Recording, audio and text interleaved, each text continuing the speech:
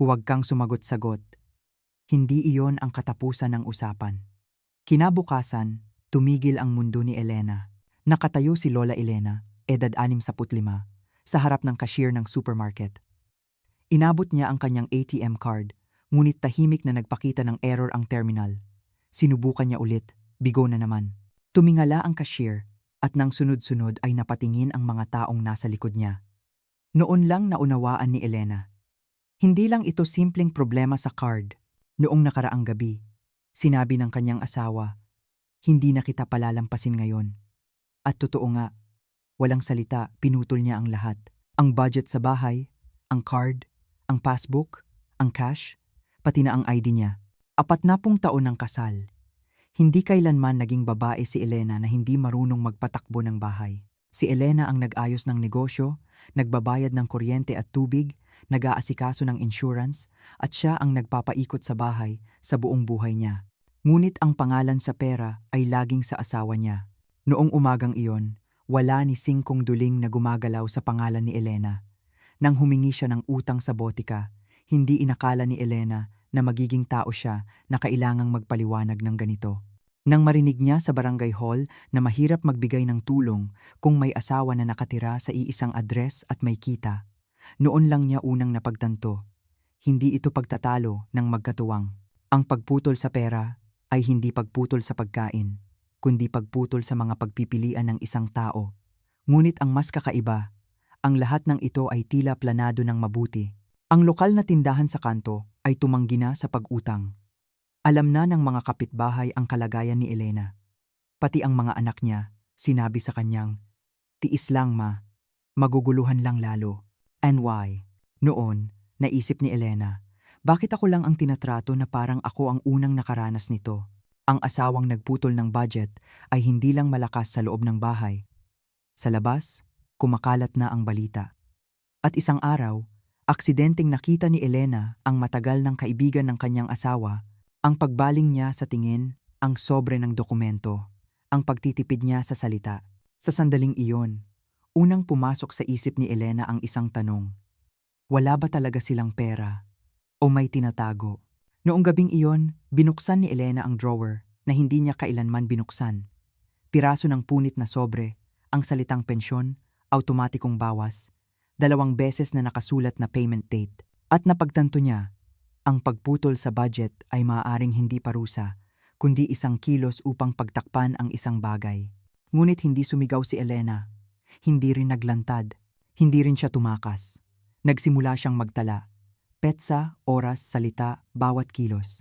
Sa pagitan niyon, humina ang kanyang katawan. Nagbigay ng babala ang doktor, at muli siyang pinipili ng mga anak niya. "Huwag mo na kasing balikan ma. Masosolusyonan yan pag di ka na bumalik sa kanya." Sa harap ng salitang iyon, unang kailangang bigyan ni Elena ng bagong kahulugan ang salitang pamilya at kailangan niyang pumili. Babalik ba siya sa ilalim ng kontrol? O lalaban siya ng mag-isa kahit wala siyang anumang hawak? Hindi ito kwento ng paghihiganti. Hindi rin ito kwento ng malaking tagumpay. Ito ang tala-arawan ng isang babae na tahimik, ngunit nagdesisyon na hinding-hindi na babalik. Sa dulo ng pagpipiliang ito, mayroong hihingi ng tawad ng paulit-ulit at mayroong hindi na babalik. Bakit hindi siya bumalik? Talaga bang nagkamali ang asawa niya? Totoo ba ang tawad? At ikaw, kung nasa sitwasyon ka niya, ano ang pipiliin mo? Istoryang hindi mo malalaman ang dulo kung hindi mo aabuti ng katapusan. Kabanata 1. Huwag kang magsagot, sabi ni Mang Nestor. Ang simula ng kaso ng 65 taong gulang na si Lola Elena. Matagal na nakatayo si Elena sa harap ng cashier. Muling pinindot ng cashier ang ATM terminal at muling lumitaw sa screen ang transaction failed. Nagsimulang sumulyap ang mga taong nasa likod niya, ngunit wala nang panahon si Elena upang tingnan iyon. Alam na niya na hindi ang card ang problema. Muling bumalik sa isip niya ang mga salitang binitawan ni Mang Nestor kagabi. "Huwag kang magsagot. Hindi na kita palalampasin ngayon." Binitawan ni Elena ang pagbabayad at ibinalik ang basket ng pinamili. Sa daan pa uwi, sinubukan niyang i-check ang balanse ng passbook niya sa cellphone, ngunit patuloy na nagpapakita ang app ng paulit-ulit na maling password. Ilang beses man niyang pindutin, hindi bumukas ang screen. Ang masamang kutob ay naging katotohanan nang buksan niya ang pintuan ng bahay. Nawawala ang wallet ng passbook na laging nakalagay sa ibabaw ng shoe rack at maging ang cash envelope na nakatago sa drawer ay nawalan ng bakas. Pumasok si Elena sa kusina at binuksan ang pinto ng ref. Iilang ulam na lang ang natira at ang sabaw na kinain nila kahapon. Nang buksan niya ang rice container, nakita niya ang ilalim. Doon niya nakita ang isang memo sa ibabaw ng lamesa. Maikli at malinis ang sulat kamay. Walang budget pansamantala, hanggat hindi ka pa natauhan. Umupo si Elena sa silya at hindi nakagalaw ng matagal. Ang pagiging sumasagot niya ay ang sinabi lang niya noong hapunan, nang magreklamo siya na masyadong maalat ang ulam, at sinabihan siya ni Nestor ng, di ikaw ang magluto.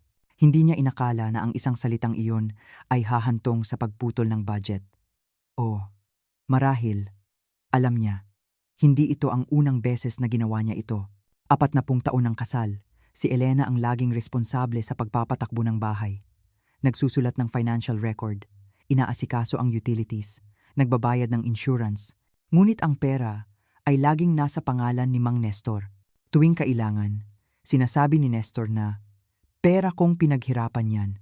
At si Elena ay laging umatras sa harap ng mga salitang iyon. Ngunit hindi niya kailanman pinutol ang lahat ng sabay-sabay. Tinawagan ni Elena ang anak niyang si Mia. Nagring, ngunit hindi sinagot. Tinawagan din niya si June, ang anak niyang lalaki. Ngunit hindi nagtagal ang usapan. Alam mo naman ang ugali ni tatay, ma. Huwag mo nang palakihin pa. Tumahimik ka muna. Ang salita ni June ay hindi solusyon, kundi pakiusap na manahimik. Hindi na nagsalita pa si Elena. Natutunan na niya noon pa sa pamilyang ito na walang silbi ang pagsasalita. Nang gabing iyon, naghanda si Nestor na umalis na parang walang nangyari. Maingat na nagtanong si Elena. Nang banggitin niya ang tungkol sa budget, lumamig ang hangin. Tumingin si Nestor kay Elena at maikling sinabi, isipin mo kung anong pagkakamali ang ginawa mo. Well, briefo. Pagkatapos niyon, isinara niya ang pinto at umalis. Tanging tunog na lang ng orasan ang naiwan sa bahay. Kinuha ni Elena ang sobre ng gamot at tiningnan ang petsa. Bukas ang schedule niya sa doktor. Wala siyang pamasahe at pambayad sa pagsusuri ng doktor. Noon niya lang napagtanto na hindi ito simpleng pagtatalo ng magkatuwang. Ang pagputol sa budget ay pagpapatigil sa buong buhay ni Elena. Habang gumagabi, lalong lumilinaw ang kaba. Unti-unting tiningnan ni Elena ang bahay at inisip kung ano ang pwede niyang gawin nang walang pahintulot ng asawa. Ngunit halos wala na siyang natira. Ito ang bahay na tinirhan niya sa loob ng 40 taon. Ngunit sa sandaling ito, hindi ito ang kanyang espasyo. Tumayo si Elena sa may bintana at tiningnan ang madilim na iskinita. Ngayong gabi, unang pumasok sa isip niya. Maaaring magtagal ang nangyayaring ito at maaaring kailangan na niyang umalis sa bahay na ito. Hindi pa pumapasok sa isip niya ang salitang divorce o annulment, ngunit ang buhay niya ay itinutulak na sa ibang direksyon. Kabanata 2. Kung paano bumagsak ang pang-araw-araw na buhay matapos putulin ang budget, ang paglala ng sigalot. Nang umalis si Mang Nestor, nagising si Elena ng maaga gaya ng dati. Ang nakagawian ay nasa katawan pa, ngunit nawala na ang kondisyon upang mapanatili ang nakagawian. Sinindihan niya ang ilaw sa kusina at sinubukang magluto, ngunit naalala niya ang due date ng gas. Hindi niya makalkula kung hanggang kailan sila tatagal. Ang pag-iisip na ayos lang pa ay walang batayang self-pity lamang. Muling tiningnan ni Elena ang appointment niya sa doktor. Maaari niyang ipagpaliban ang pagsusuri ng doktor, ngunit hindi ang gamot. Binuksan niya ang wallet, walang isang perang papel, simula nang hindi siya makapagbayad sa supermarket kahapon. Hindi pa rin ma-access ang passbook at nakumpirma na niyang hindi magagamit ang card. Sa huli, nagsuot ng damit si Elena at umalis ng bahay. Ang destinasyon niya ay ang botika. Walang pagbabago sa botika, ngunit ibang-iba ang kalagayan ni Elena. Nakilala siya ng pharmacist at tinanggap ang prescription, ngunit nang mag-atubili si Elena sa pagbabayad, tumingala ito. Maingat na ipinaliwanag ni Elena ang sitwasyon. Nang lumabas sa bibig niya ang tanong na, pwede po bang umutang muna ng ilang araw? Naunawaan na niya kung gaano na siya kababa. Umiling ang pharmacist at sinabing mahirap, dahil sa Standard Operating Procedure, SOP. Magalang ang salita, ngunit matigas. Umalis si Elena sa botika at nanatili roon ng matagal. Mas mahirap tiisin ang katotohanang nagiging tao siya na kailangang magpaliwanag kaysa sa galit. Sa daan pa uwi, lumiko si Elena papuntang barangay hall. Nais niyang alamin kung may paraan para makakuha ng tulong. Ngunit simple ang sagot na bumalik mula sa consultation desk. Mahirap ang agarang tulong kung may asawa na kasama sa iisang address at may kita. Umupo si Elena sa silya ng consultation room at muling ipinaliwanag ang kanyang sitwasyon, ngunit tumango lamang ang empleyado habang binubuklat ang checklist. Ang pagputol sa budget ay ikinategorya bilang family conflict at sinundan ito ng paliwanag na dapat muna siyang i-link sa counseling. Hindi naramdaman ni Elena na mali ang sinabi, ngunit ang kailangan niya ngayon ay hindi counseling, kundi pera para makaraos sa araw na ito. Pagbalik sa bahay, muling binuksan ni Elena ang pinto ng ref. Paliit ng paliit ang ulam, at halos wala ng laman ang lalagyan ng bigas. Biglang tumunog ang doorbell. Si Aling Nena, ang kapitbahay. Sinabi niya na ipinabibigay ni Mang Nestor ang salitang, "Alam kong nahihirapan ka ngayon. Mas marami ang kuryosidad kaysa sa pag-aalala sa salitang iyon." Ngumiti si Elena at sinabing ayos lang siya, ngunit alam niya na kumakalat na ang kuwento ng kanilang bahay sa labas. Nang gabing iyon, muling tinawagan ni Elena ang mga anak niya. Sinagot ni Mia ang tawag, ngunit maingat sa bawat salita. "Nagagalit lang si tatay, ma. Tiis lang at magiging ayos din yan." Ang salitang iyon ay hindi parang comfort, kundi parang mungkahi na takpan na lang ang sitwasyon. Mas direkta si June. "Dapat marunong ka ring umatras, ma. Sa huli, pera pa rin ni tatay yan." Hindi nakasagot si Elena. Nang gumabi, lalong tumahimik ang bahay. Hindi umuwi si Nestor, at walang tawag. Pinatay ni Elena ang ilaw sa sala, at umupo ng mag-isa. Nagbubuod sa araw niya. 2 araw pa lang ang nakalipas mula nang putulin ang budget, ngunit kitang-kita ang pagliit ng mundo ni Elena sa loob ng 2 araw na iyon. Ang pagkain, ang paggalaw, ang pagpapagamot, pati na ang pagsasalita, lahat ay may restriksyon. Biglang naunawaan ni Elena, hindi ito problema na pwedeng palampasin lang. Ang pagputol sa budget ay hindi simpleng parusa, kundi paraan upang hindi makagalaw ang kabilang panig. Hinihintay siguro ni Nestor na huwag nang magsagot ulit si Elena at bumalik sa pagiging tahimik na dating siya. Ngunit may maliit na lamat na ang puso ni Elena. Ang kaba na kung magpapatuloy ang sitwasyong ito, unti-unti siyang maglalaho. Humiga si Elena sa kama, ngunit hindi siya makatulog. Sa dilim, malinaw na pumasok sa isip niya. Kailangan niyang makaalis sa bahay na ito, sa relasyong ito. Wala pa siyang paraan at lakas ng loob, ngunit at least, nabigyan na niya ng pangalan ng problema. Hindi ito pagtatalo ng magkatuwang, kundi kontrol na nagpapatigil sa buhay. Kabanata 3. Nang bumukas ang pinto sa krisis. Ang simula ng climax. Mula nang bigyan ni Elena ng pangalan na kontrol ang kanyang kalagayan, hindi na bumalik sa dati ang hangin sa bahay. Dinagdagan ni Nestor ang mga gabing hindi siya umuuwi. At kung umuwi man, binabanggit lang niya ang mga kailangan sa bahay at tinatrato si Elena na parang invisible. Alam ni Elena na ang katahimikan na iyon ay hindi oras para magbati, kundi hudyat ng labanan sa pagtitiis. Ilang araw pa lang ang nakalipas mula nang putulin ang budget, ngunit tila inayos na ni Nestor ang kapaligiran. Parang may hindi nakikitang harang na itinayo sa bawat daanan upang hindi makahingi ng tulong si Elena. Kinabukasan ng umaga, pumunta ulit si Elena sa bangko, dala ang temporary notice na nakuha niya sa barangay hall. Ito ay para sa proseso ng muling pagkuha ng ID. Ngunit ang bumalik mula sa desk ay ang pangangailangan ng karagdagang documents at verification ng pagkakakilanlan. Pinigilan ni Elena ang kanyang pagkawasak at isa-isang isinulat ang listahan ng mga documents na kailangan. Ang problema, karamihan sa mga documents na iyon ay nasa loob ng bahay at nawala na sa mga lugar na hindi abot ng kamay ni Elena. Paglabas ni Elena sa bangko, lalo siyang naging malinaw na hindi siya naghahanap ng pera, kundi nakikipaglaban para mabawi ang ebidensiya. Sa sidewalk sa harap ng bangko, sandaling huminto si Elena. Biglang may nakita siyang pamilyar na likod sa kabilang kalsada. Si Tito Ben, ang matagal ng kaibigan ni Nestor. Matagal na siyang nagtatrabaho sa isang financial institution sa lugar at ang taong pinagkakatiwalaan ni Nestor na may alam sa takbo ng pera. Pagkakita kay Elena, agad na ibinawal ni Ben ang tingin at naglakad ng mabilis. Hindi pinalampas ni Elena ang reaksyon na iyon. Kung simpleng awkward lang ang relasyon, iwas lang sana. Ngunit sa mukha ni Ben, may halong maikling gulat at pag-iingat. Hindi sumunod agad si Elena. Sa halip, inalala niya ang direksyon na pinuntahan ni Ben at umuwi. At noong hapon na iyon, unang ginawa ni Elena ang matagal na niyang pinipigilan. Binuksan niya ulit ang drawer at filing cabinet na madalas gamitin ni Nestor. Noong una, itinuturing niya itong private domain ng asawa. Sa ilalim ng drawer, magkakasama ang utility bills at resibo. At sa ilalim pa, may nakatago na punit na piraso ng sobre at bank notice. Ikinlatag ni Elena ang mga piraso ng sobre sa ibabaw ng lamesa at binuo na parang puzzle. May mga salita doon na paulit-ulit. Pensyon, automatikong bawas, payment date. Sandaling huminto ang kamay ni Elena. Laging sinasabi ni Nestor, nasalat sila sa pera dahil sa pensyon at kung ano-ano pa, ngunit iba ang sinasabi ng mga piraso ng document. 2 beses ang payment date at hindi lang isa ang automatikong bawas account.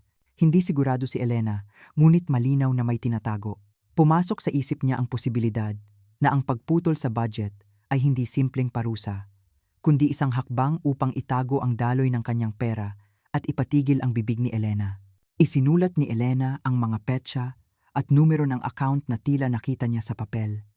Maging ang pinakamaliit na clue ay parang lifeline ngayon. Nang gabing iyon, kinuha ni Elena ang calling card ni Ate Susan, ang social worker na nakilala niya sa welfare center. Walang madaling paraan para mag-contact, ngunit sinubukan ni Elena na tawagan si Susan gamit ang public phone sa barangay hall. Nang marinig ni Susan ang sitwasyon ni Elena, binigyan niya ito ng mga lehitimong paraan upang i-verify ang mga bagay-bagay sa legal na paraan, sa halip na hanapin pa ang mga document sa bahay na maaaring maging mas delikado. Naramdaman ni Elena na ang bigat na mag-isa niyang pinapasan ay nahahati na sa ilalim ng pangalan na procedure. Ang krisis ay nandyan pa rin, ngunit mayroon ng daan. Sa daan papuntang welfare center, sinadya ni Elena na dumaan sa harap ng lokal na tindahan ni Aling Celia. Ang tindahan na tumanggi sa kanyang utang, ilang araw na ang nakalipas. Sa likod ng glass door, nang makita siya ng may-ari, sandali itong nagbaling ng tingin. At sa tabi ng delivery boxes sa harap ng tindahan, may bagong sign na nakasulat na, "Bawal umuutang." Hindi na inisip ni Elena kung siya ang pinupuntirya ng sign na iyon, o resulta lang ito ng mga salitang ikinalat ni Nestor. Ang mahalaga, simula nang putulin ni Nestor ang pera, pinutol na rin nito ang relasyon ni Elena sa komunidad. Itinala ni Elena ang katotohanang iyon bilang social isolation. Nang dumating siya sa welfare center, may kausap pang ibang client si Susan. Naghintay si Elena sa waiting area at binasa ang mga announcement na nakapaskil sa dingding. Emergency assistance, legal aid, job placement, medical discount, marami ang nakasulat, ngunit tila iilan lang ang pwedeng i-apply kay Elena. Gayunpaman, isa-isa niya itong tiningnan. Natutunan niya kay Susan na ang tulong ay hindi ibinibigay dahil lang sa pangangailangan, kundi sa criteria at proof. Itinuring ni Elena ang dapat niyang gawin mula ngayon bilang documentary warfare at hindi emotional clearing. Sa maikling consultation kay Susan, ipinakita ni Elena ang mga piraso ng papel at mga numero na nahanap niya. Sa halip na magbigay ng agarang konklusyon, inayos muna ni Susan kay Elena kung saan nakuha ang clue, anong sitwasyon nang nakita, at ano ang reaksyon ni Nestor. Habang sinusundan ang mga tanong na iyon, napagtanto ni Elena na ang kinokolekta niya ay hindi lang simpleng hinala, kundi talaan ng oras. Nagbigay si Susan ng draft ng legal assistance application at pinacheck ang mga basic item na kailangan kapag may indikasyon ng pagtatago ng ari-arian. Nang hawakan ni Elena ang checklist na iyon, nakahinga siya ng maluwag dahil may opisyal na avenue na umiiral sa labas ng kontrol ni Nestor. Sa daan pauwi mula sa welfare center, biglang kinabahan si Elena at huminto sandali sa tabi ng kalsada. Hindi niya alam kung dahil sa panahon o sa kaba, ngunit umikli ang hininga niya. Dinikit ni Elena ang palad niya sa dibdib at naalala ang katotohanang, kapag nagkasakit, mas nagiging mahina. Nagiging mas madali ang kontrol kapag humihina ang kalaban. Nagdesisyon si Elena na huwag ipagpaliban ang appointment sa doktor at itinala niya ang desisyong iyon bilang isa pang plano. Ang kalusugan ay hindi pwedeng ipagpaliban tulad ng emosyon. Samantala, narinig ni Nestor mula sa isang tao na bumalik si Elena sa barangay hall. Pagdating niya sa bahay, inayos niya ang isang gilid ng sala at nagsimulang mag-install ng isang maliit na device sa may pintuan. Hindi alam ni Elena kung ano iyon, ngunit nabasa niya ang intensyon na may gustong itala. Parang paghahanda na i-monitor ang paggalaw sa loob ng bahay at gumawa ng batayan upang itulak si Elena sa huli. Hindi nagtanong si Elena ng direkta. Pag nagtanong siya, mas malaking bagyo ang darating. Madaling araw, nagising si Elena. May napakaliit na electronic sound siyang narinig sa sala. Sumilip si Elena sa siwang ng pinto at nakita si Nestor na nagbubukas ng drawer at may kinukuha. Kumislap ang liwanag at ipinakita ang isang bundle ng passbook o papel bago ito mawala sa dilim. Itinala ni Elena ang eksenang iyon sa isip niya. May mga documents pa ring natitira sa bahay at gumagalaw lang si Nestor sa gabi. Iyon ay isang clue. Kinabukasan ng hapon, pauwi si Elena mula sa barangay hall, dala ang receipt ng ID reapplication. Nang makita niya ulit si Tito Ben sa bukana ng eskinita. Sa pagkakataong ito, nauna nang nakita ni Ben si Elena at natigilan. Mula sa malayo, nakita ni Elena ang folder na hawak ni Ben. May logo ng financial institution ang folder. Sandaling tumingin si Ben sa paligid at umalis agad bago pa makalapit si Elena. Itinala ni Elena ang bahagi ng plate number ng sasakyan at naalala niya na ang cellphone ni Nestor ay mas madalas mag-ring kaysa sa dati noong araw na iyon. Nagsisimula na ang epekto ng problema sa pera sa labas ng bahay. Kinuha ni Elena ang memo ng mga numero na nahanap niya sa drawer noong gabing iyon at inihanda para ibigay kay Susan. Hindi na ito oras para makipaglaban sa mga malabong hinala. Upang gawing ebidensiya ang mga hawak niya, idinagdag niya ang date ng pagkakita, oras, at ang mga taong involved. At sa huli, isinulat niya, kailangang kumpirmahin kung bakit ibinaling ni Ben ang tingin. Sa sandaling isinulat ni Elena ang pangungusap na iyon, nagbago ang direksyon ng krisis, ang sakit ng pagputol sa budget ay nandyan pa rin.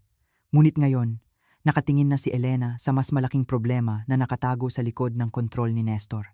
Kabanata 4. Kung paano nabubuo ang daan sa gitna ng kawalan ng pag-asa. Ang pagbabago. Matapos ang gabi ng Kabanata 3, naging matatag ang konklusyon ni Elena na hindi na siya pwedeng manatili sa pagtitiis.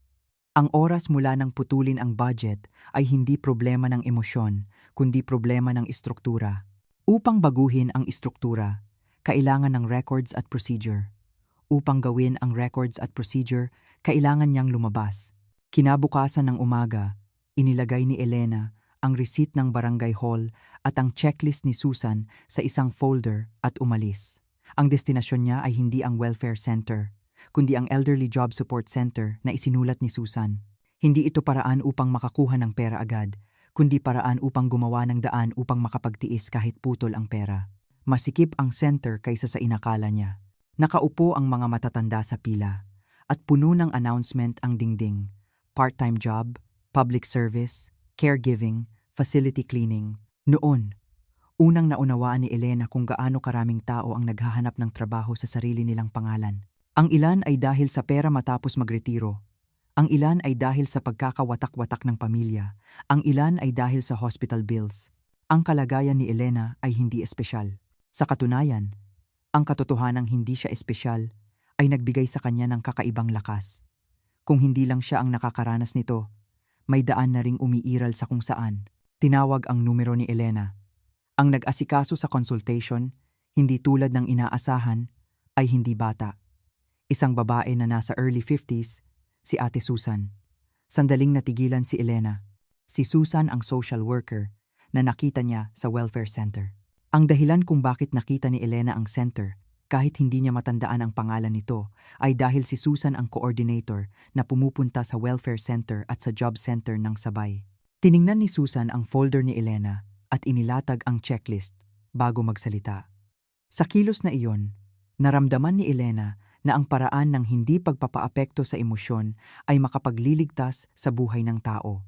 Hindi nagtagal ang interview. Unang nagtanong si Susan, "Ano ang kailangan mo ngayon? Ano ang kailangan mo sa isang linggo? Ano ang kailangan mo sa isang buwan?" Sandaling nag-isip si Elena at sumagot sa 3 linya. "Ngayon, pambili ng gamot at pangkain. Sa isang linggo, pamasahe at pambayad sa pagkuha ng documents. Sa isang buwan, minimum deposit para makakuha ng mauupahang kwarto." Nang marinig ang sagot na iyon, ginawa ni Susan itong real-life checklist. Gumawa ng cash flow gamit ang short-term job, isumite agad ang assistance programs kapag kumpleto na ang documents, at iset ang legal consultation para sa susunod na stage. Sinabi ni Susan kay Elena na magsimula sa maliit na bagay. Public facility cleaning assistant, 3 hours a day, 5 days a week. Daily allowance ang pamasahe, weekly ang bayad. Sa sandaling narinig ni Elena ang kondisyon na iyon, naunawaan niya ang ibig sabihin ng ngayon na. Ang buhay ni Elena ay bumabagsak sa pang-araw-araw, at ang pag-recover ay dapat magsimula sa pang-araw-araw. Pagkatapos ng interview, inakay agad ni Susan si Elena sa ibang desk. ID reapplication receipt, issuance of family relations certificate, verification of bank account opening possibility.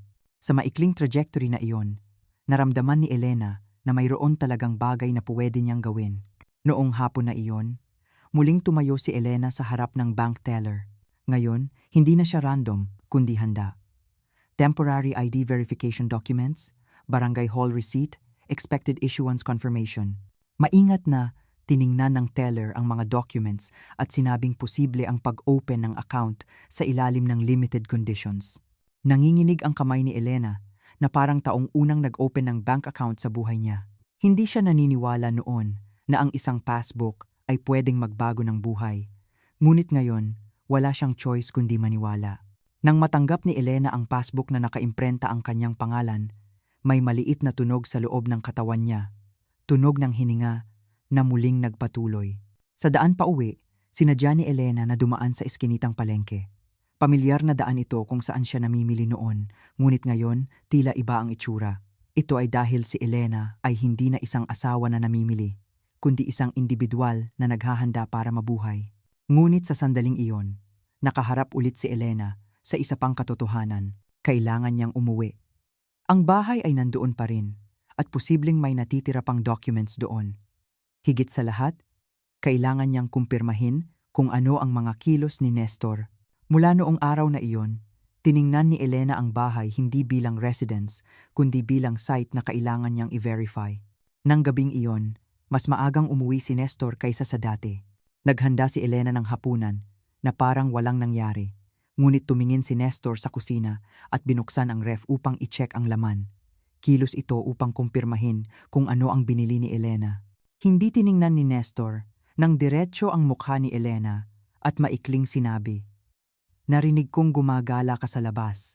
Sa salitang iyon, nahulaan ni Elena kung sino ang nag-report ng kilos niya kay Nestor. Hindi malaki ang barangay. Ang kilos ni Elena ay naiparating na kay Nestor sa pamamagitan ng mata ng iba. Itinuro ni Nestor ang device na ininstall niya sa isang gilid ng sala. Isang maliit na kamera. Hindi na pwedeng magkunwari si Elena na hindi niya alam. I-justify ni Nestor ito sa pagsasabing, kailangang i-check kung sino ang pumapasok at lumalabas ng bahay. Ngunit alam ni Elena, ang kamera na ito ay hindi para hadlangan ang magnanakaw, kundi para itala kung sino ang nakikita at saan pumupunta si Elena. Hindi nagreklamo si Elena roon. Sa halip, inimbak niya ang eksenang iyon ng eksakto sa isip niya. Installation date, location, words ni Nestor. Ang mga ito ay maaaring maging pattern ng kontrol sa huli. Kinabukasan ng umaga, unang araw ng trabaho ni Elena. Ang cleaning assistant sa public facility ay mas mahirap kaysa sa inakala niya. Madaling napagod ang katawan ni Elena habang naglilinis ng hagdan, naglilinis ng banyo at yumuyukod. Ngunit magkaiba ang pagkapagod at pagkawasak. Pagkatapos ng trabaho noong araw na iyon, tumanggap si Elena ng maliit na transportation allowance envelope sa lugar na inassign sa kanya. Hindi malaki ang halaga sa loob ng envelope, ngunit iyon ang unang pera na napunta sa kamay niya nang walang pahintulot ni Nestor. Hinawakan ni Elena ang envelope at sandaling huminto. Hindi ang halaga ng pera, kundi ang pinagmulan ng pera ang nagligtas kay Elena. Agad na pumunta si Elena sa botika. Ang botika na tumanggi sa kanyang utang ilang araw na ang nakalipas. Ngayon, pwede na siyang magbayad. Naalala siya ng pharmacist, ngunit walang sinabi. Wala ring sinabi si Elena. Inabot lang niya ang card at narinig ang tunog ng approval ng bayad. Ang tunog na iyon ay hindi simpleng tunog ng bayad. Ito ay kumpirmasyon na kaya kong gumalaw. Inilagay ni Elena ang envelope ng gamot sa bag at lumabas ng botika, malinaw na naramdaman na nababawi na niya ang basic functions ng tao. Pagkatapos ng isang linggo, muling nagkita sina Elena at Susan. Tiningnan ni Susan ang record ng unang trabaho ni Elena at ang transaction history ng passbook at nagmungkahi na magsimulang maghanda para kumuha ng kwarto para upahan. Nag-atubili si Elena, ngunit ginawa ni Susan ang pag-aatubili na istruktura. Kailangan ng deposit para kumuha ng kwarto. Ang deposit ay magagawa sa income at assistance, at ang assistance ay magiging posible kapag naipon ang proof. Naunawaan ni Elena na ang salitang iyon ay hindi simpleng encouragement, kundi design. Ang buhay ni Elena ay lumilipat na ngayon mula sa buhay na nakabase sa emosyon patungo sa buhay na nakabase sa design. Nang gabing iyon, umuwi si Elena at tahimik na nagsimulang mag-ayos ng mga damit at documents sa maliit na bag. Hindi pa ito ang araw ng ganap na paglisan, ngunit ang paghahanda ay dapat magsimula ngayon. Nanood si Nestor ng TV sa sala at sumulyap sa kilos ni Elena. Sinadya ni Elena na huwag magpabagal. Ang katotohanang hindi niya itinago ang paghahanda sa loob ng bahay, na ito ay isang maliit na pagbabago. At sa sandaling iyon, naging sigurado si Elena. Ang maliit na daan na nabuo sa gitna ng kawalan ng pag-asa ay dapat niyang pangalagaan upang hindi na muling isara. Kabanata 5. Ang pagbabago na nahahawakan. Climax, 1 buwan matapos magsimula ng trabaho sa center, nagkaroon ng tiyak na rhythm ang pang-araw-araw na buhay ni Elena. Gumising sa umaga, naghanda para sa trabaho, nilinis ang itinakdang area, at umuwi sa itinakdang oras simpleng pag-uulit. Ang trabaho na noong una ay tinitingnan niyang walang halaga ay naging hudyat ng pagbawi higit pa sa survival para kay Elena ngayon. Ang katawan ay pagod pa rin, ngunit iba ang kalidad ng pagod. Pagod na hindi exhaustion na walang dahilan, kundi parang proof na nabuhay siya sa araw na iyon. Nang matanggap ni Elena ang unang suweldo, ilang beses niyang binuksan ang passbook. Hindi malaki ang mga numero, ngunit malinaw na kasama roon ang kanyang pangalan at bakas ng kanyang pagtatrabaho. Pera na walang pahintulot ng sinuman at walang koneksyon sa mood ng sinuman. Ginamit ni Elena ang pera na iyon upang bayaran muna ang gamot at inilagay ang natitirang halaga sa isang envelope na may nakasulat na deposit. Maliit na halaga, ngunit nagbago ang katangian ng pera nang magkaroon ng layunin. Hindi na ito pinagmulan ng kaba, kundi sangkap ng plano. Nagsimulang kumain si Elena ng tanghalian kasama ang mga kapwa matatandang babae na nakilala niya sa welfare center. Iba-iba ang kalagayan nila, ngunit mayroon silang commonality.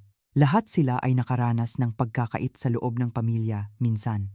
Mayroong umasa sa mga anak matapos magretiro at nagkaroon ng conflict. Mayroong nawalan ng kontrol sa pera matapos mag-alaga ng asawang may sakit. Habang nakikinig sa mga kwento nila, naging matatag ang paniniwala ni Elena na ang kanyang sitwasyon ay hindi personal na pagkakamali, kundi resulta ng istruktura. Ang paniniwalang iyon ay nagpatigil sa self-blame at nagpadali sa kanyang susunod na kilos. Nagsuggest si Susan kay Elena na magtala ng life record. Simple lang kailan pumasok, magkano ang kinita, at saan ginastos. Noong una, naramdaman ni Elena na abala, ngunit nang naipon ang records, naramdaman niya ang pagbabago. Nang nakita ang daloy ng pera, nabawasan ang kaba at dumami ang options. Unang beses na tiningnan ni Elena ang kanyang buhay nang objectively sa pamamagitan ng records.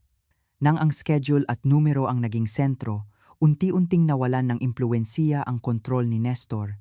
Samantala, kitang-kita ang pagiging magulo ng bahay ni Nestor. Nakalampas ang due date ng utilities at tuloy-tuloy ang mga tawag tungkol sa insurance documents na hindi naayos. Mga bagay na natural na ginagawa ni Elena noon.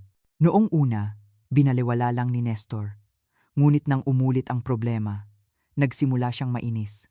Ang bahay ay nandoon pa rin, ngunit ang operasyon ay bumabagsak. Sandaling lumabas ang bigat ng posisyon na nawala ni Elena. Nagsimulang maghanap si Elena ng maliit na kwarto kasama si Susan. Hindi mahigpit ang kondisyon, sapat na kung malapit sa public transport at madaling puntahan ang hospital at center. Habang naghahanap ng kwarto, unang ginawa ni Elena na basihan ang kaya ko bang mabuhay ng mag-isa sa espasyong ito. Hindi siya naghahanap ng bahay upang manirahan kasama ang iba, kundi espasyo upang makapagtiis ng mag-isa. Ang basehan na iyon ay nagpatatag kay Elena. Sa huli, kinontrata ni Elena ang isang half-basement room na mababa ang deposit. Hindi maraming sikat ng araw, ngunit maayos ang loob ng kwarto at higit sa lahat tahimik. Habang pumipirma sa contract, medyo nanginginig ang kamay ni Elena, ngunit mas malaki ang sense of stability kaysa sa takot. Ang kwartong ito ay hindi escape, kundi starting point. Hinawakan ni Elena ang susi at matagal itong tiningnan. Susi ito ng bahay at proof din ng kanyang pagpipilian. Sa araw ng paglipat, isa-isang inayos ni Elena ang sarili niyang gamit sa bahay. Mga damit, documents, ilang luma at kupas na litrato. Ang proseso ng paghihiwalay kung ano ang dadalhin at kung ano ang iiwan ay mas kalmado kaysa sa inakala niya. Walang galit o panghihinayang na lumabas. Ang isip niya ay nauna na ng isang hakbang. Hindi nagsalita si Nestor nang makita ang gamit ni Elena, ngunit may halong kaba na unang naramdaman niya sa katahimikan na iyon. Nang unang gabing manatili si Elena sa bagong kwarto, nakatulog siya ng mahimbing pagkatapos ng matagal na panahon, tulog sa espasyong walang ingay at walang surveillance. Pagkagising sa umaga, tiningnan ni Elena ang malabong liwanag na pumapasok sa bintana at naisip. Hindi pa nasosolusyunan ang lahat ng problema, ngunit at least hindi ito humihinto. Ang katotohanang iyon ay nakapagpahinga sa kanya. Muling tiningnan ni Elena ang natitirang balanse sa passbook noong araw na iyon at idinikit sa dingding ang schedule ng trabaho sa susunod na linggo. Idinagdag din niya ang appointment date sa doktor at ang consultation schedule sa center. Nagsimulang umakyat ulit sa schedule ang buhay. Schedule na inaayos ng sarili niyang kamay, hindi sa ilalim ng kontrol ng iba. Naramdaman ni Elena na kung mag-iipon ang maliliit na pagbabagong iyon, magiging posible ang anumang pagpipilian. Ang sandaling ito ay hindi magarbo, ngunit malinaw na ito ang pinakamaliwanag na climax. Kabanata 6. Ang lupaing muling nanginginig. Ang ikalawang krisis. Tila matatag na ang pang-araw-araw na buhay ni Elena, ngunit dumating ang lamat ng walang babala. Isang umaga habang papasok sa trabaho, muntik nang madulas ang paa ni Elena pababa ng hagdan at nagsimulang bumilis ang tibok ng puso niya. Umikli ang hininga at lumiit ang paningin. Ang unang pumasok sa isip ni Elena ay ang kalkulasyon na, kung hindi ako makakapagtrabaho, titigil ang lahat. Ang presyo ng pagbabaliwala sa signal ng katawan ay lumabas sa pinakamahina niyang gap. Sa huli, pumunta si Elena sa hospital. Ang resulta ng pagsusuri ng doktor ay hindi kailangan ng agarang admission, ngunit may malinaw na warning signal ng high blood pressure at cardiovascular na panganib. Sinabi ng doktor na bawasan ang stress at uminom ng gamot ng regular. Tumango si Elena, ngunit sa isip niya, automatikong inaayos ang schedule ng trabaho at hospital. Muling naging malinaw ang katotohanan. Ang kalusugan ay kondisyon, hindi pagpipilian. Kapag nanginginig ang kondisyon, kasama ring lumiit ang mga pagpipilian. Malaki ang hospital bill kaysa sa inaasahan. Tiningnan ni Elena ang balanse ng passbook at kinalkula kung kaya niyang abutin ang susunod na sweldo.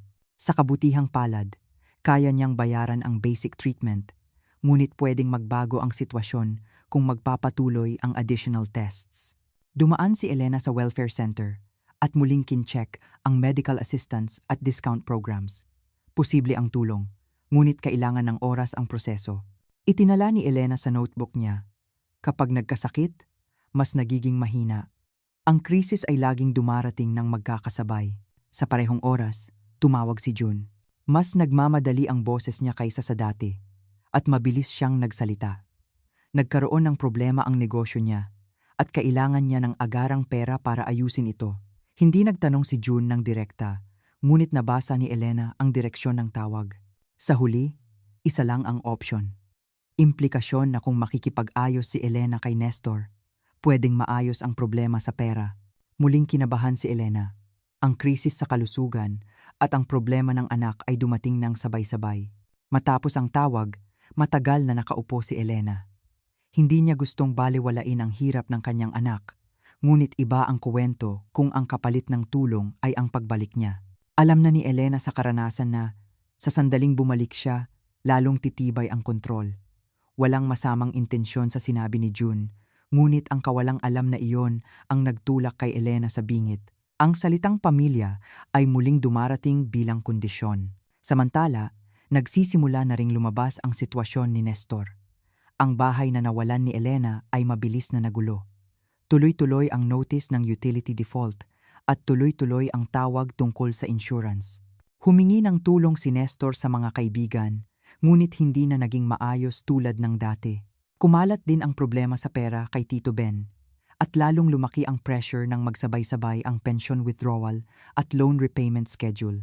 Ngayon, unang nararamdaman ni Nestor ang abala ng bahay na wala si Elena. Nagdesisyon si Elena na huwag pasanin ang lahat ng sitwasyon ng sabay-sabay. Sa consultation kay Susan, pinili niya ang paraan ng paghihiwalay ng kalusugan, anak at kabuhayan. Ginawa niyang sistema ang kalusugan, job adjustment ang kabuhayan, at emotional support at information provision ang problema ng anak. Ang prinsipyo ay huwag takpan ng pera ang problema na hindi kayang ayusin ng pera. Ang prinsipyo na iyon ay nagpalamig kay Elena, ngunit nagpatatag din sa kanya upang hindi bumagsak. Bawasan man ang oras ng trabaho. Hindi binitiwan ni Elena ang trabaho. Sinunod niya ang payo ni Susan na i-adjust sa oras na hindi nakakapagod at gumawa ng istruktura na pwedeng pagsabayin sa medical schedule. Nabawasan ang suweldo, ngunit hindi naputol. Muling inilatag ni Elena ang calculation sheet. Kung kumikita siya ng kaunti ngunit patuloy, may natitira pa ring option.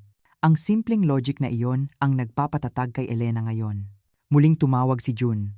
Sa pagkakataong ito, mas tapat siya. Sinasabi niya na hawak ng tatay ang pera at pwedeng maayos ang sitwasyon kung babalik si nanay. Nang marinig iyon ni Elena, hindi na siya nagpaliwanag. Sa halip, kalmado niyang ipinaliwanag ang health condition niya at ang kasalukuyang structure ng buhay niya. Nilinaw niya na kung babalik siya, babagsak ang structure na iyon at magkakasakit siya ulit. Natahimik si June. Sa katahimikan, unang lumipat sa anak ang bigat ng pagpipilian. Gabi-gabi, iniinom ni Elena ang gamot at nag-iisip. Iba ang krisis na ito kaysa sa dati. Kung noong una ay muntik siyang bumagsak dahil naputol ang pera, ngayon ay nanginginig siya dahil sa pressure na baguhin ang option. Ngunit ngayon, mayroon siyang record, may sistema, at may boundary na siya mismo ang nagtayo. Alam ni Elena na nasa bingit siya ulit, ngunit hindi siya tumapak. Ang ikalawang krisis ay nagbigay ng test kay Elena, ngunit nagpatunay din kung gaano na siya kalayo. Kabanata 7. Ang paraan ng pagtawid sa panginginig. Ang resolusyon ng ikalawang krisis. Matapos ang sunod-sunod na ikalawang krisis, naging mas mabagal ang pagpili ni Elena, ngunit mas tumpak. Sa sitwasyon na noong una ay magdesisyon siya dahil sa emosyon, ngayon ay binuksan muna ni Elena ang notebook at itinala. Health condition, working hours, passbook balance, available assistance programs, at pati na ang problema ng anak hinati niya ito sa item. Alam na ni Elena sa karanasan na kung titingnan niya bilang isang buong-buo ang magulong problema, babagsak lang ulit siya. Ang paghati sa problema ay hindi pagpigil sa emosyon, kundi paraan upang protektahan ang emosyon. Muling nakaharap sina Elena at Susan. Ang core ng consultation ngayon ay maintenance. Ang layunin ay protektahan ang structure na nagawa na, hindi ang sumulong pa. Inayos ni Susan ang status ng medical assistance process at kinalkula ang minimum income level na kayang panatilihin kahit i-adjust ang trabaho. Sa pagtingin sa mga numerong iyon, nakahinga ng maluwag si Elena. Ang krisis ay nandyan pa rin, ngunit hindi na sitwasyon na babagsak ang lahat ng sabay-sabay. Sa panahong iyon, nagsimula na ang kilos mula kay Nestor. Hindi direktang nag-contact si Nestor kay Elena, ngunit nagpalabas ng message sa pamamagitan ng mga anak nila. Ang nilalaman ay nahihirapan na sila sa bahay at hindi na kaya ang mga trabahong minamanage ni Elena noon. Ipinasa ni June ang salitang iyon at muling idiniin ang realistic option. Ngunit iba ang reaksyon ni Elena ngayon. Hindi na nagpaliwanag si Elena ng defensively. Sa halip, kalmado niyang inisa-isa ang life structure na pinapanatili niya ngayon. Idinagdag din niya na sa sandaling bumalik siya, tiyak na mawawala ang structure na iyon. Unang beses na hindi nakasagot si June. Ang sinabi ng nanay ay hindi emotional plea, kundi logic. Naramdaman ni Elena ang senyales ng pagbabago sa katahimikan ng kanyang anak. May sandali na ang structure mismo ang nagsasalita, hindi na kailangan pang kumbinsihin ang sinuman. Maikling tinapos ni Elena ang tawag noong araw na iyon.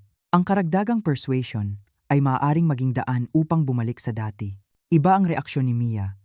Matapos niyang makita ang health condition at lifestyle ng nanay niya, unang beses na lubos niyang naunawaan ang pagpili ng nanay niya. Pag-uwi, tinawagan ni Mia si Nestor at malinaw na sinabing hindi na realistic ang solusyon na nakabatay sa pagbabalik ni Elena. Pagkatapos ng tawag na iyon, kitang-kita ang pagbabago sa attitude ni Nestor. Sa halip na control language, nagsimulang lumabas ang mga salita na parang unconditional apology. Samantala, nagbago rin ang relasyon kay Tito Ben. Dahil sa posibilidad na lalabas sa publiko ang problemang konektado sa pensyon at loan, nagbigay ng boundary si Ben kay Nestor na hindi na siya pwedeng gumalaw tulad ng dati. Noon lang naunawaan ni Nestor na ang problema niya ay hindi lang simpleng abala sa bahay, kundi isyung konektado sa social trust. Ang pwesto na nawalan ni Elena ay hindi simpleng vacuum, kundi pagbagsak ng sistema. Tiningnan ni Elena ang daloy na iyon mula sa malayo. Hindi siya direktang nakialam o ginamit ang sitwasyon. Sa halip, nag-focus siya sa dapat niyang gawin. Inayos niya ang katawan niya ayon sa treatment schedule at pinanatili ang daloy ng income sa pamamagitan ng paggawa ng oras ng trabaho. Walang malaking pera na naipon sa passbook, ngunit may record ng parehong pattern ng deposit at withdrawal bawat buwan. Ang record na iyon ang pinakamatibay na safety net ni Elena. Magsisimula na ring maayos ang sitwasyon sa legal consultation.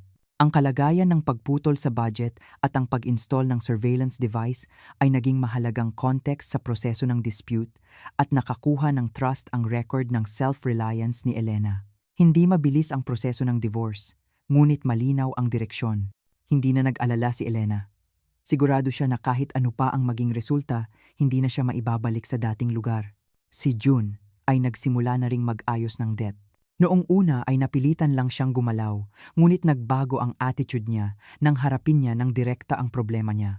Nagsimula siyang unawain na ang pera ay hindi para hintayin na may iba ang magsolusyon, kundi proseso ito ng pagbabago ng structure. Naramdaman ni Elena na makabuluhan ang pagbabagong iyon kahit huli na. Kinumpirma niya na ang pagpili na huwag solusyonan ang problema ng anak ang naging pagkakataon upang lumaki ang anak. Habang lumilipas ang panahon, hindi na kayang i-pressure pa ni Nestor si Elena. Nawalan ng kapangyarihan ang salitang naglalagay ng kondisyon at bumaba ang tone ng contact. Tiningnan ni Elena ang pagbabagong iyon at napagtanto. Posible lang ang kontrol kapag nawalan ng options ang kalaban. Sa sandaling mabawi ang options, nawawala ang kapangyarihan. Si Elena ay tao na may options na ngayon. Sa dulo ng kabanata na ito, isinara ni Elena ang notebook niya. Ang kalusugan, anak, at kabuhayan ay hindi pa perpekto. Ngunit nagawa na ang structure na hindi magsasabay-sabay ang pagbagsak. Ang ikalawang krisis ay nag-test kay Elena, ngunit nagpakumpirma rin ng sagot.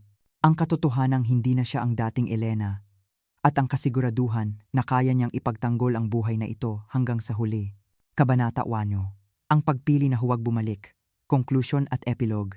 Makalipas ang isang taon, matapos ma-finalize ang divorce, hindi na nanginginig ang pang-araw-araw na buhay ni Elena. Ang oras ng pagpasok sa trabaho at hospital appointment, pamimili at pahinga ay natural na umaayon sa schedule. Hindi malaki ang income, ngunit predictable, at ang expenses ay nasa saklaw na kayang i-manage. Higit sa lahat, hindi na natatakot si Elena sa daloy ng pera. Ang mga numero ay hindi babala, kundi signal, at ang signal ay pwedeng maging response. Parang nabawi ulit ang kontrol ng buhay. Nang magsimula ang taglamig, nakatanggap si Elena ng di inaasahang contact si Nestor. Hindi tulad ng dati, mababa ang tono ng pananalita at maikli ang pangungusap. Hindi maganda ang pakiramdam niya. Pumupunta sa hospital at mas lumala ang kalagayan ng bahay. Pinatay ni Elena ang telepono at hindi agad nagbigay ng conclusion. Sa halip, kalmado niyang kincheck ang consultation schedule kay Susan, ang sarili niyang treatment plan, at ang budget para sa susunod na buwan. Ang ugali na tingnan muna ang kondisyon, bago ang emosyon, ang pinakamatibay na skill na naipon ni Elena sa loob ng 1 taon na ito. Makalipas ang ilang araw, pinuntahan ni Nestor si Elena malapit sa lugar niya. Wala na ang attitude na naguutos o nagrereklamo tulad ng dati.